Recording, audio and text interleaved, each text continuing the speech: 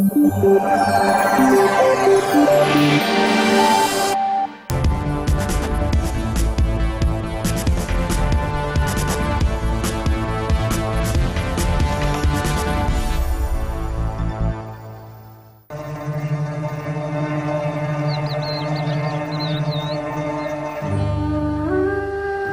journeyings often, in perils of waters, in perils of robbers, in perils by mine own countrymen, in perils by the heathen, in perils in the city, in perils in the wilderness, in perils in the sea, in perils among false brethren. Paul the Apostle is thought to have been born some 2,000 years ago in Tarsus under the name of Saul. He claimed he was a Pharisee at the time of his conversion to a follower of Christ. He's known to history as the Apostle to the Gentiles.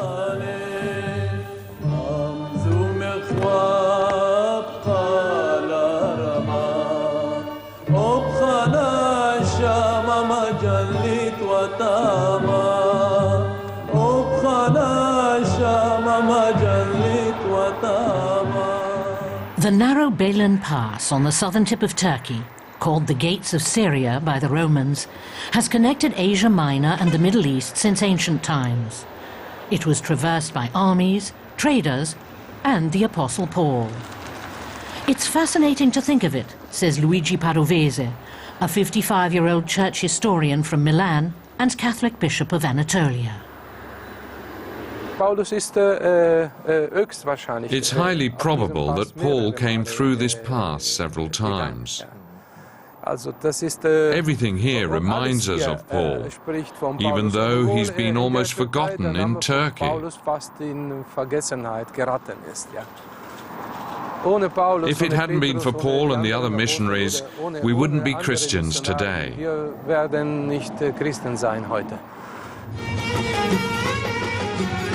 This is the real cradle of the Christian Church, not Jerusalem or Rome. Today, in the region where Paul began his ministry, Bishop Padovese ministers to the Catholic community of southern and eastern Turkey. He might have to drive as far as 1,300 kilometers, and riding beside him the entire way is a bodyguard from the local police. The bishop has received a number of threats. The episcopal see of the Anatolian diocese is Iskenderun, the ancient port city of Alexandretta. Iskenderun is still a major center of trade. Citrus fruit and grain from the surrounding countryside are brought to market here. The Syrian border curves around the city to the south and east. Several oil pipelines from the Arab countries reach the sea here.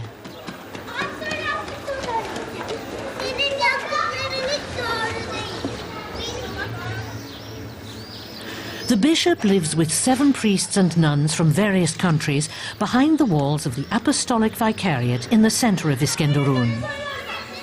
This padre comes from Romania. At weekends, the Vicariate's courtyard is open to the local children.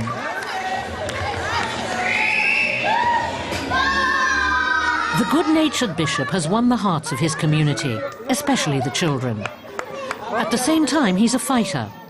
The Roman Catholic Church isn't recognized by Turkey as a legal entity, so it's not allowed to purchase or own property. Bishop Padovese has to deal with other obstacles as well. Ich bin de facto hier als Bischof. In reality, I'm here as bishop, but legally, as far as the Turkish authorities are concerned, I don't exist. That has a number of consequences. For example, we can't open a seminary and train candidates, and that has resulted in the Turkish Catholic Church being led by non-Turks. Noch jetzt eine Kirche von Ausländern ist.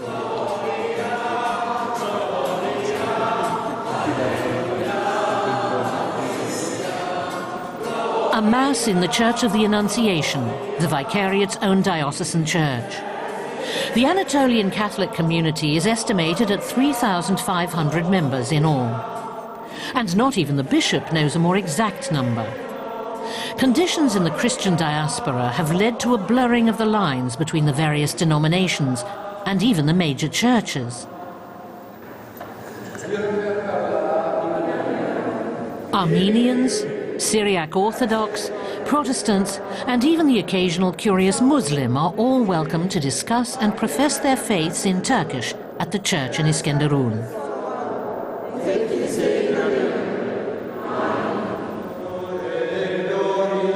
Any Turk who practices Christianity can expect problems, whether in professional or private life.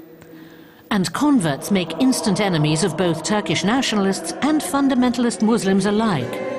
2,000 years after Paul's missionary work in Asia Minor, proselytizing may be legal in modern-day Turkey, but it can provoke a hostile response or even attacks. Christians here, of whatever creed, keep a low profile. Sometimes when you come out of the church, young people hurl abuse at you. They yell, "You infidel. What do you believe in anyway? You're dirty," and things like that. And then they also keep on spraying insults like that on the walls of the church. We have to have the walls completely repainted at least 8 times a year. In February 2006, in Trabzon, Father Andrea Santoro was murdered by a fanatic young Islamist. He was one of the priests of the Anatolian diocese. The Vicariate established the Don Andrea Santoro Center for Intercultural and Interfaith Dialogue in his memory. Now representatives of the various churches and of Islam gather here regularly for symposia. Just like my late brother, I'm convinced that it must be possible, especially for us Christians, to spread the spirit of peace and reconciliation, even among our adversaries.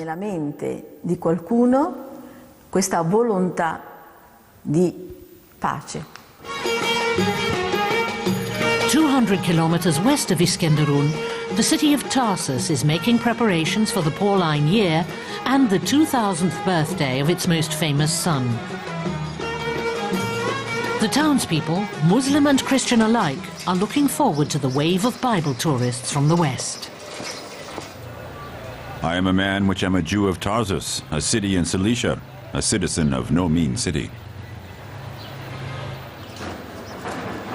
Paul expressed pride in his hometown. St. Paul's Well marks the site where his parents' house is said to have stood. Unlike most Jews of his time, Paul possessed the rights of a Roman citizen. It's not clear whether Paul ever returned to his hometown during his missionary journeys. A church bearing his name has stood in Tarsus for several hundred years.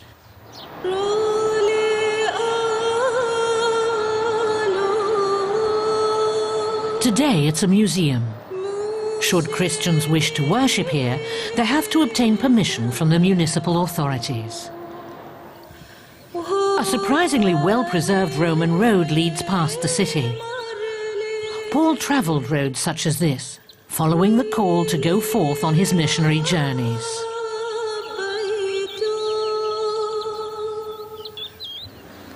Paul set out on all 3 of his missionary journeys from Antioch on the Orontes River, known today as Antakya. In ancient times, with a population of several 100,000, it was the 3rd largest city in the Roman Empire. An estimated 1/5 of its people were Jews.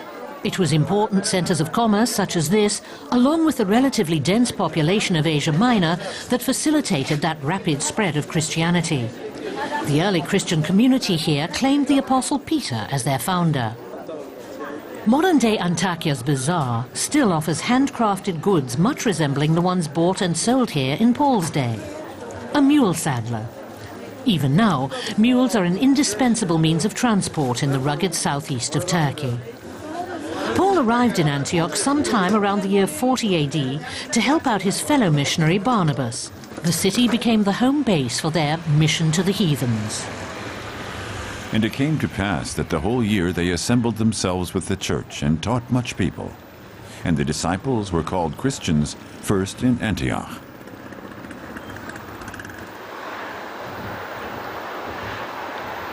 The remains of the ancient port of Seleucia Pieria, near modern-day Samandağ, 20 kilometers down the coast from Antioch. The mountains of Syria rise in the distance.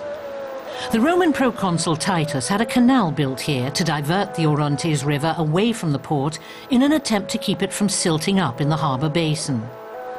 The waterway was carved into the living rock for 1,400 metres, one of the largest scale engineering projects Rome ever undertook in its provinces.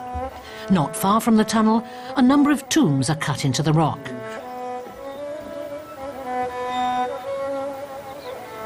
Seleucia was Cilicia's gateway to the rest of the world.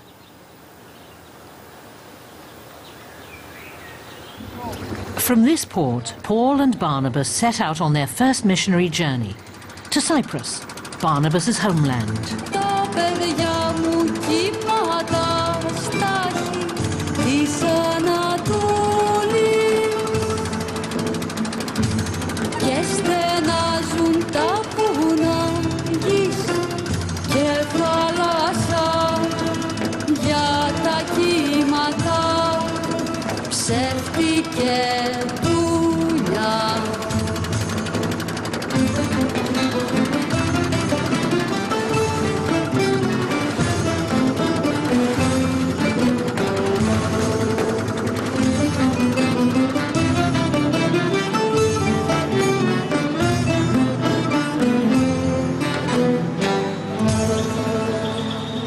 They landed at Salamis, at the time the island's principal city, where they founded the first Cypriot Christian community.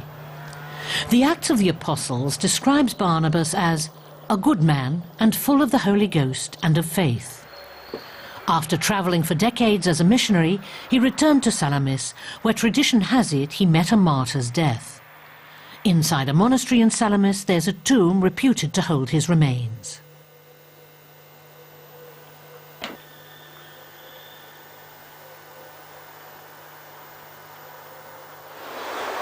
From Salamis, Paul and Barnabas travelled on to Paphos, then the capital of Cyprus. There, according to legend, they were bound to this pillar and flogged. But the Bible has no mention of the incident. To the contrary, it relates that the two apostles even succeeded in converting the Roman proconsul, making Cyprus the first land under Christian rule, if only for a short time.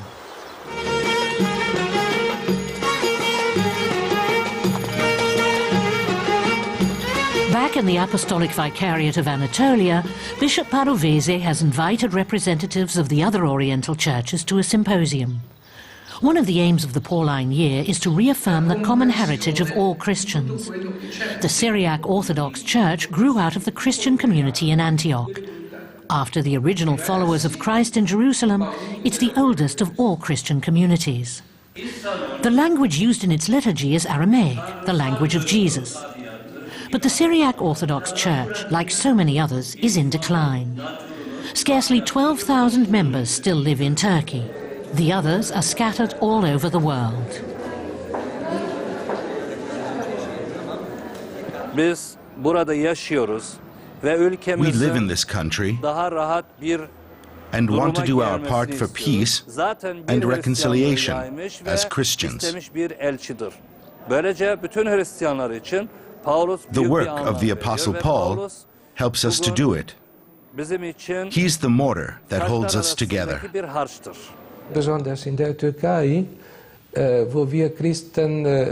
Paul is an example for all Christians, but even more so in Turkey, where we live as Christians in danger of losing our own identity.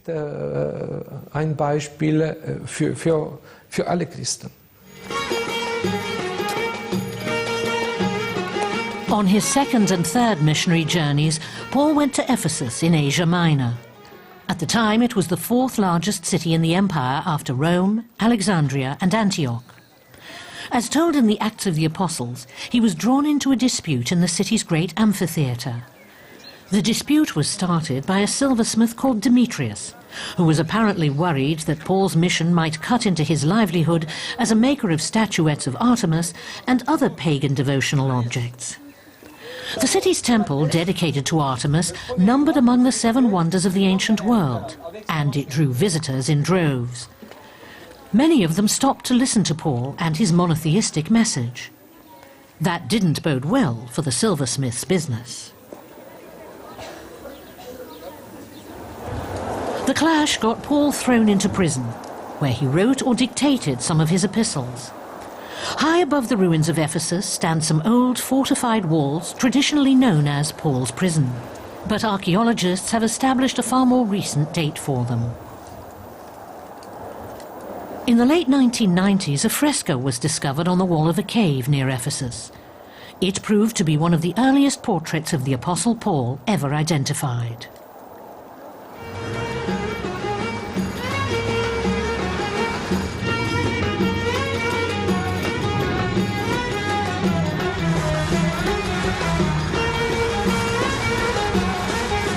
The historical Constantinople, later Byzantium, capital of the Byzantine Empire, is now Istanbul, the modern business and cultural metropolis of Turkey, straddling Europe and Asia.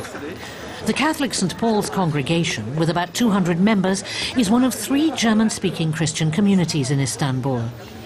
The German consul here estimates the number of German expatriates living in the Istanbul area at about 6,000. Father Peter Wehr came to the Turkish megalopolis from Berlin in 2005 to serve as the congregation's priest.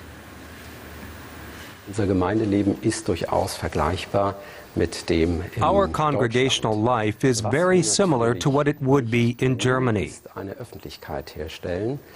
What we don't do is publicize ourselves, because all the rules emphasize that these are foreigners, and as such, they can practice their religion here in Turkey. The members of our congregation are either German citizens or other Western Europeans.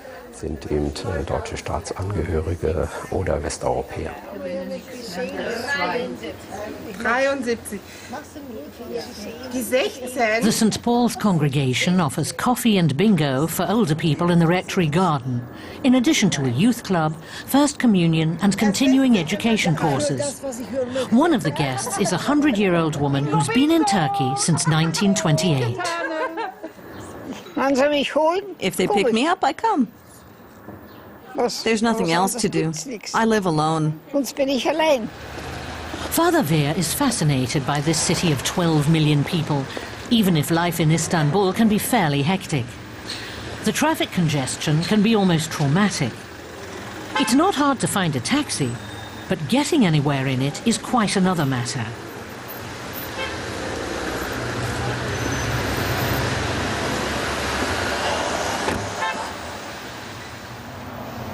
The former summer residence of the German ambassador near the Bosphorus is now a house of German-Turkish dialogue. This day, a delegation from the German parliament is in town.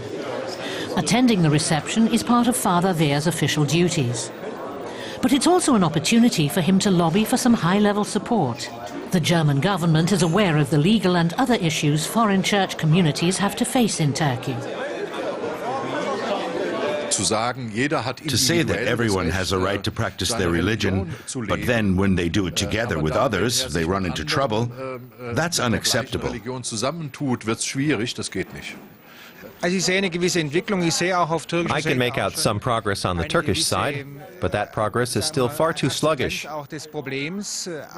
And for a country that hopes to become a member of the European Union, it's still far too little.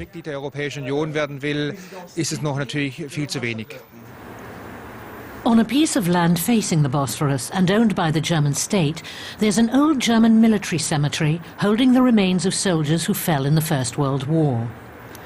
Germans of every ilk have long felt drawn to this city: merchants, craftsmen and adventurers. Even after Constantinople fell to the Turks in 1453, German-speaking Catholics often found their way to the city now called Istanbul. Many of them came as monks and pilgrims. For centuries, the Christians from abroad lived in relative harmony with the Muslim majority. Christians had always lived in Asia Minor. But recently, isolated incidents of violence have begun to poison the atmosphere. The attacks on Christians in Turkey have in fact had an effect, both on myself and on the community. On the advice of the Consulate General, we've tightened our security measures. For example, there's no free access to the church services on Sunday anymore. Only those who know the path through our garden can find their way to the Mass. The entrance from the street is kept locked.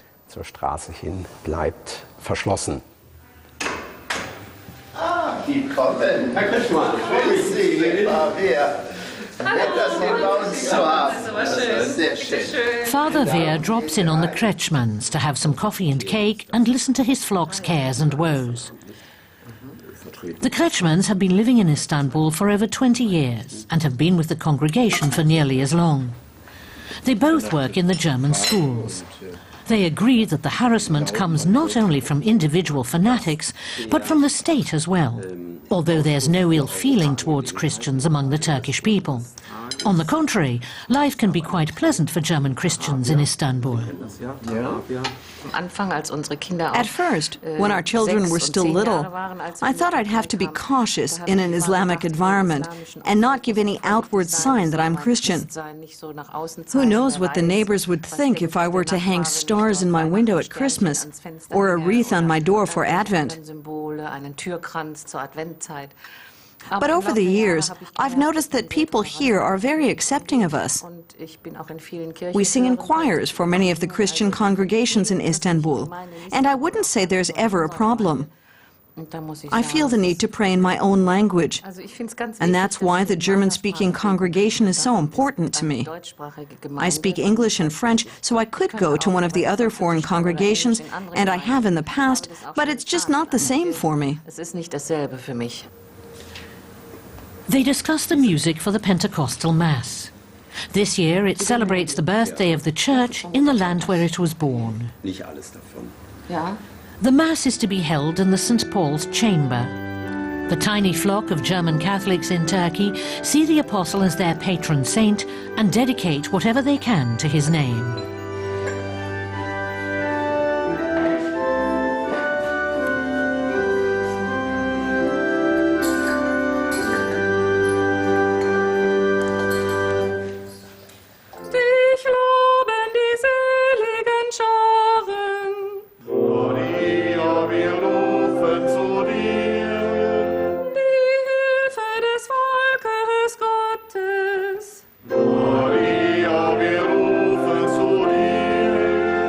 Den Frieden für die Völker, dass die Bemühungen der Nationen durch das Wirken des Gottesgeistes zur Einheit und Gleichberechtigung aller Menschen führen. Lasse zum Herrn uns beten, Herr, erbarme dich. The members of the St. Paul's congregation had many reasons for coming to Turkey. Some are teachers, diplomats or business people. Others married Turkish citizens.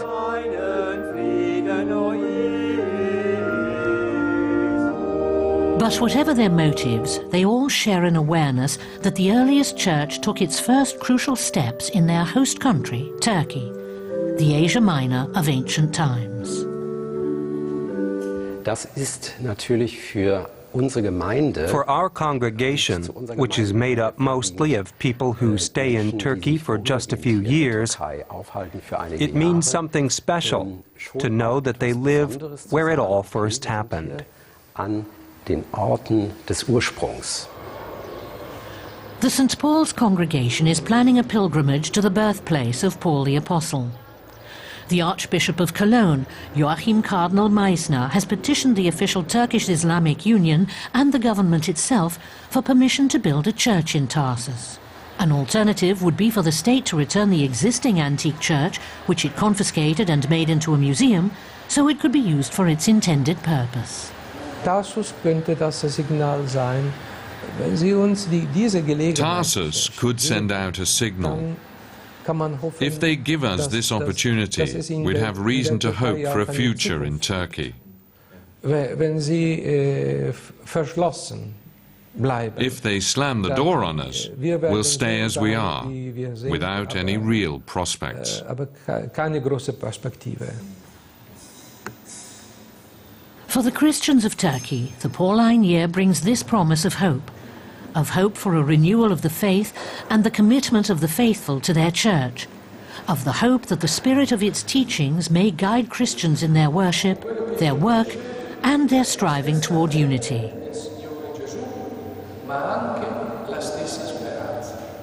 They take courage from the example of the suffering and hardship the Apostle Paul endured throughout his 3 missionary journeys until his death in a Roman prison.